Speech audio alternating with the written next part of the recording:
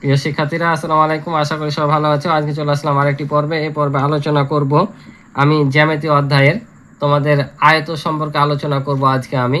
কারণ তোমাদের প্রথম পৃষ্ঠাতে এখানে আয়ত ত্রিভুজ এগুলো দেওয়া আছে। তো এই যে আয়ত তোমাদের বৈশিষ্ট্য এবং চিত্র অঙ্কন থাকবে। তো আমি আজকে তোমাদের আয়ত আঁকা শিখে দেবো এবং বৈশিষ্ট্যগুলো কি সেগুলো তোমাদের করে দেবো। তো অবশ্যই তোমরা শেষ পর্যন্ত দেখবা। আমি আশা করি যে তোমরা এখান থেকে সহজেই আয়ত আঁকতে পারবা। আয়ত আঁকা একেবারে সহজ। যতগুলো জ্যামিতি আছে আয়ত আঁকা মনে হয় যে কঠিন, কিন্তু না, আয়ত আঁকা একেবারে সহজ। তো কিভাবে আঁকতে হবে চলো আমি তোমাদেরকে সহজভাবে দেখে দিই। তবে আয়ত আঁকার কয়েকটা নিয়ম আছে, কয়েকটা জিনিসের মাধ্যমে আয়ত আঁকা যায়। একটা হচ্ছে তোমার পেন্সিল কম্পাসের সাহায্যে, একটা হচ্ছে তোমার ত্রিকোণী সেটের সাহায্যে, একটা চাঁদা স্কেল ব্যবহার করেও আঁকা যায়। তো এই তিনটা পদ্ধতির মধ্যে আমি মনে করি যে চাঁদা স্কেল এটা দিয়ে আঁকা সবচেয়ে সহজ হবে তোমাদের জন্য, যেহেতু তোমরা ছোট ক্লাসে পড়ছো। যখন বড় ক্লাসে উঠবা তখন তোমরা পেন্সিল কম্পাস দিয়ে শিখবা। তো চলো আমি তোমাদেরকে কিভাবে আঁকবা আয়ত এবং বৈশিষ্ট্যগুলো কি হবে এবং সংজ্ঞাও কি হবে সেটাও আমি তোমাদের লিখে দিচ্ছি। তো দেখো, তোমাদের এভাবে পরীক্ষায় আসবে যে দৈর্ঘ্য 6 সেন্টিমিটার ও প্রস্থ 4 সেন্টিমিটার বিশিষ্ট আয়ত আঁকো এবং বৈশিষ্ট্য লিখো। এখানে আমি 6, 4 দিয়ে করাচ্ছি, তোমাদেরকে আরও বিভিন্ন দিতে পারে, 3, 5 এভাবে দিতে পারে, 2.5, 4ও দিতে পারে, এভাবে তোমাদের বিভিন্ন মাপে দিতে পারে। যেভাবে দেখ না কেন একটা মাপে তোমরা যদি আঁকা শিখো, যে কোনো মাপে দিলে আশা করি পারবা। তো এখন আমি আয়তের সংজ্ঞা লিখবো তোমাদের। তো আয়তের সংজ্ঞাটা কি, কারণ সংজ্ঞা পড়বে না কিন্তু তারপরও তোমাদের সংজ্ঞাটা জানা জরুরি, কারণ একটা আয়ত বা চতুর্ভুজের সংজ্ঞার মধ্যে কিন্তু অনেকগুলো তোমার বৈশিষ্ট্য থাকে, ঠিক আছে? তো অবশ্যই তোমাদের সংজ্ঞাগুলো জানা জরুরি। তো আয়ত কি? যে চতুর্ভুজের বিপরীত বাহুগুলো পরস্পর সমান ও সমান্তরাল এবং কোণগুলো সমকোণ তাকে বলে আয়ত। তোমরা সামান্তরিক শিখেছিলে যে কোণগুলো সমকোণ না, কিন্তু আয়তের কোণগুলো সমকোণ হবে। তারপর আমি লিখে দিচ্ছি, দেখো। তো দেখো আমি এখানে লিখে দিলাম যে চতুর্ভুজের সংজ্ঞাটা, যে চতুর্ভুজের বিপরীত বাহুগুলো পরস্পর সমান ও সমান্তরাল এবং কোণগুলো সমকোণ তাকে আয়ত বলে। সমকোণ মানে কি? 90 ডিগ্রি হবে, অর্থাৎ তোমরা যেখানে চাঁদা দেখতে পাবা 90 ডিগ্রি, এই যে দেখতে পাচ্ছ একেবারে সোজাসুজি এই রেখাটার উপর, এটাকে বলছে 90 ডিগ্রি, অর্থাৎ সমকোণ। এক সমকোণ সমান 90 ডিগ্রি। তো আমি এখন এঁকে দেবো, তাহলে তোমরা বুঝতে পারবা। তাহলে দেখো আমরা কত সেন্টিমিটার নিব। আমরা বলেছি যে দৈর্ঘ্য 6 সেন্টিমিটার ও প্রস্থ নিব 4 সেন্টিমিটার। তাহলে প্রথমে আমরা 6 সেন্টিমিটার বিশিষ্ট একটি রেখা নিয়ে নেব, ঠিক আছে?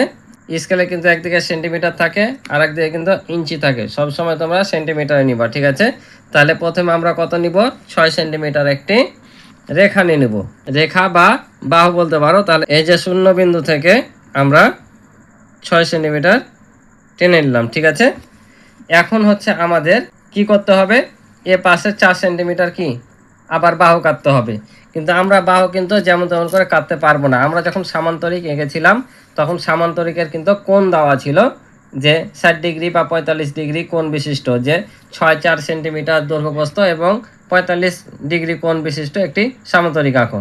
কিন্তু এখানে তো কোণ নাই, তাহলে কিভাবে আঁকবো? তো আয়তের কোনো সময় কোণ দেওয়া থাকবে না। কেন কোণ দেওয়া থাকবে না? কারণ আয়তের প্রত্যেকটা কোণই সমকোণ, অর্থাৎ 90 ডিগ্রি হয়। তাই আমাদের এখানে কি করতে হবে? 90 ডিগ্রি কোণ আঁকতে হবে। তাহলে আমাদের এখানে যে শেষ প্রান্তটা দেখতে পাচ্ছি, এই শেষ প্রান্ত বিন্দুর সাথে এই যে চাঁদার এই যে দেখতে পাচ্ছ এখানে প্লাসে আছে, এই প্লাসটা আমরা এখানে এই শেষ প্রান্ত বিন্দুতে মিলাবো। আর এই যে দাগটা দেখতে পাচ্ছ, এই দাগে দাগে আমরা এ বাহুটা মিলাবো। তোমাদের অনেকের চাঁদাতে এখানে ফুটো থাকতে পারে, তোমরা এই ফোঁটাতে মিলাবা, ঠিক আছে?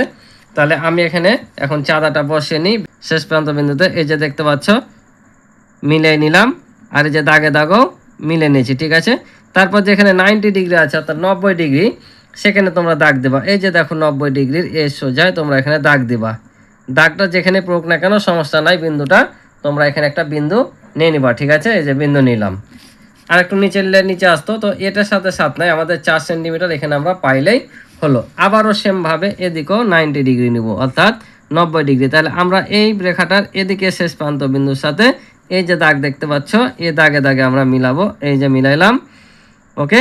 তারপর এখন আমরা আবার 90 ডিগ্রি যেখানে আছে অর্থাৎ 90 ডিগ্রি, সেখানে আমরা আবার একটা বিন্দু নিলাম, ঠিক আছে? এখন আমরা কি করব? এ পাশে আর এ পাশে 4 সেন্টিমিটার বিশিষ্ট একটি বাহু টানবো, কারণ আমাদের এখানে 4 সেন্টিমিটার প্রস্থ লাগবে। আমরা এই বড় দিকটাকে বলি দৈর্ঘ্য আর ছোট দিকটাকে বলি প্রস্থ। তাহলে এখানে দেখো আমরা এখন 4 সেন্টিমিটার এখানে মিলাবো। তো 4 সেন্টিমিটার যদি মিলাই, এই যে এই দাগটার সাথে এই দাগটা তোমরা কিন্তু এই যে শূন্য বিন্দুর সাথে এই শেষ প্রান্ত বিন্দুটা মিলাবা। আর এই যে এখানে আমরা বিন্দু পেয়েছি, এই যে বিন্দুটা এই বিন্দুর সাথে মিলাবা, ঠিক আছে। তাহলে আমরা এই যে শূন্য বিন্দুর সাথে আমরা এটা মিলাবো, এভাবে একটা বিন্দু নিয়ে মিলাবা।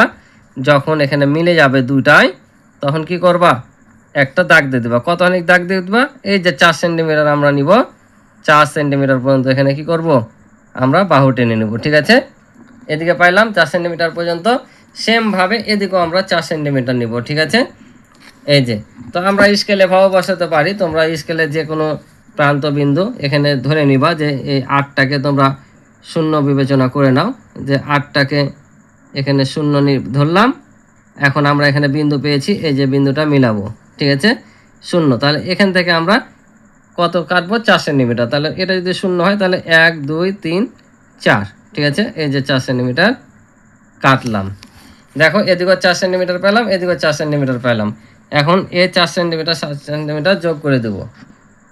তাহলে আমরা যদি এখন এই 5টা যোগ করে দিই, অটোমেটিকলি আমাদের এদিকে 6 সেন্টিমিটার হয়ে যাবে। দেখো এই যে দেখো, এটার মাপ করাই লাগবে না, জাস্ট এটা এই বিন্দুর সাথে মিলিয়ে, এই বিন্দুর সাথে মিলিয়ে তোমরা কি করবা, একটা দাগ দিয়ে দিলে অটোমেটিকলি এটা দেখো 4 কোণই সমান হয়ে গেল, একটা আয়ত হয়ে গেল না সুন্দর। এটাই হচ্ছে আয়ত। এভাবে তোমরা আঁকবা, সহজে হয়ে যাবে। তাহলে আমরা এখানে দেবো ক, খ, গ আর ঘ। এখন তোমরাকে যে কোনো সেন্টিমিটারে দেখ না কেন, তোমরা এভাবেই আঁকবা, ঠিক আছে। 2 3 দেখ, 3 5 দেখ, আর যতই যাক দেখ না কেন তোমরা এভাবে আঁকবা। তো চলো এখন তোমাদের আমি বৈশিষ্ট্যগুলো লিখে দিই। তো দেখো এখানে আমি লিখে দিলাম, চিত্রে ক খ গ ঘ একটি আয়ত, এবং এই যে আয়তের বৈশিষ্ট্যগুলো তোমরা দেখতে পাচ্ছ। এখানে আমি 6টি বৈশিষ্ট্য লিখে দিয়েছি। তোমরা পরীক্ষায় যে কোনো 3টি বা 4টি দিবা, তোমাদের উল্লেখ করে দিবা হয়তো 3টি বৈশিষ্ট্য লিখো বা 4টি বৈশিষ্ট্য লিখো, তো বেশিরভাগ 3টি পরে বৈশিষ্ট্য। তো যতগুলো দেখ না কেন তোমাদের এখান থেকে যেগুলো সুবিধা মনে হয় সেগুলো তোমরা মুখস্থ করবা, ঠিক আছে।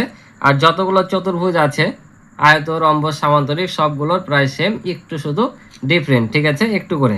যেমন কমন বৈশিষ্ট্য হয়েছে এটা যে 360 ডিগ্রি 4টি কোণের যোগফল। তারপর 2টি কর্ণ আছে প্রত্যেকটা চতুর্ভুজের, 4টি শীর্ষবিন্দু আছে প্রত্যেকটা চতুর্ভুজের, 4টি বাহু ও 4টি কোণ আছে প্রত্যেকটি চতুর্ভুজের, ঠিক আছে। একটা মুখস্থ করলে তোমাদের সব হয়ে যাবে। তো আমি এখানে একটু লিখেছি, বুঝিয়ে দিই। দেখো যে এর 4টি বাহু ও 4টি কোণ আছে। আমরা তো বাহু জানি, এই যে এগুলো হচ্ছে বাহু, 4টি বাহু দ্বারা আবদ্ধ এবং একটি কোণ আছে, ঠিক আছে। যেমন এই বৈশিষ্ট্যটা প্রত্যেকটা যে চতুর্ভুজে তোমার আছে, আয়ত, সামান্তরিক, রম্বস যতগুলো আছে। তারপর এর 4টি শীর্ষবিন্দু আছে। শীর্ষবিন্দু হচ্ছে এই যে এগুলো এক একটি বিন্দু, যে বাহুগুলো এক জায়গাতে মিলিত হয়েছে, এগুলো এক একটা শীর্ষবিন্দু। তাহলে কয়টা, 1 2 3 4টা শীর্ষবিন্দু প্রত্যেকটা চতুর্ভুজে আছে। তাহলে 2টা কমন পেয়ে গেলাম প্রত্যেক চতুর্ভুজেরই। তারপর হচ্ছে 4টি শীর্ষবিন্দু আছে বললাম, এর 2টি কর্ণ আছে। এই যে দাগ দিয়ে রেখেছি আমি, এইগুলো হচ্ছে কর্ণ। তাহলে এই 3টা বৈশিষ্ট্য যদি তোমরা পড়ো, তাহলে প্রত্যেকটা চতুর্ভুজের জন্য কিন্তু হয়ে গেল। আয়ত, রম্বস, সামান্তরিক, চতুর্ভুজ, ট্রাপিজিয়াম যতগুলো আছে, বুঝতে পারছো, সবগুলোর জন্য এই 3টা কমন হয়ে গেলে 3টা মুখস্থ করে রেখে দিবা। যে কোনো চতুর্ভুজ পড়লে তোমরা এই 3টা বৈশিষ্ট্য দিতে পারো। এখানে যে তোমরা দেখতে পাচ্ছ যে 4টি বাহু 4টি কোণ আছে, এটাকেও চাইলে তোমরা 2টা বানাতে পারো। যে একবার লেখ ভাই 4টি বাহু আছে, এর 4টি কোণ আছে, তাহলে এখানেও আবার 2টা হয়ে গেলো। তবে একটু বড় করে লিখলে তোমাদের টিচাররা একটু দৃষ্টি দিবে যে হ্যাঁ এ কিছু জানে, বেশি লিখলে। তারপর এর বিপরীত বাহুগুলো পরস্পর সমান ও সমান্তরাল, এটা যেমন সামান্তরিকও আছে, বুঝতে পারছো, একই। তারপর এর প্রত্যেকটি কোণের পরিমাণ 90 ডিগ্রি, অর্থাৎ যেখানে আমরা 90 ডিগ্রি রাখলাম, তাই প্রত্যেকটি কোণের পরিমাণ 90 ডিগ্রি। বা লিখতে পারো যে এর প্রত্যেকটি কোণ সমকোণ, এটাও লিখতে পারো। এর 4টি কোণের সমষ্টি 360 ডিগ্রি, অর্থাৎ যে কোনো চতুর্ভুজের 4টি কোণ যোগ করলে 360 ডিগ্রি হবে। তাহলে সবগুলো কমন পাইলা, ঠিক আছে না, শুধু একটি ডিফারেন্ট যে এটা শুধু। তাহলে তোমরা এখানে যদি এগুলো মনে রাখো, মুখস্থ করে রেখে দাও, তোমরা যে কোনো চতুর্ভুজে একই বৈশিষ্ট্য দিতে পারবা। তো আশা করি তোমরা আয়ত আঁকা বুঝেছো। অনেক জায়গাতে বইয়ে দেওয়া আছে আয়ত সম্পর্কে, যেমন যে প্রথম পৃষ্ঠাতে আয়ত সম্পর্কে বলেছে, এই যে আয়ত।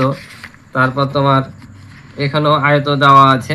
তো আমি আয়ত নিয়ে আলোচনা করলাম কারণ তোমাদের এমনিতে জ্যামিতি যেমন আছে চতুর্ভুজ, ট্রাপিজিয়াম, সামান্তরিক, রম্বস, বর্গ, এগুলো জ্যামিতি, এগুলোর মধ্যে থেকে তোমাদের কিন্তু পরীক্ষায় আসে এবং সেখান থেকে 2টা বা 3টা করতে হয়। ঠিক আছে, তাই আমি আয়ত করে দিলাম। এবং তোমাদের যদি আর কোনো অন্য জ্যামিতি লাগে অবশ্যই আমাকে কমেন্টের মাধ্যমে জানাবা, আমি তোমাদেরকে করে দেওয়ার চেষ্টা করবো ইনশাল্লাহ।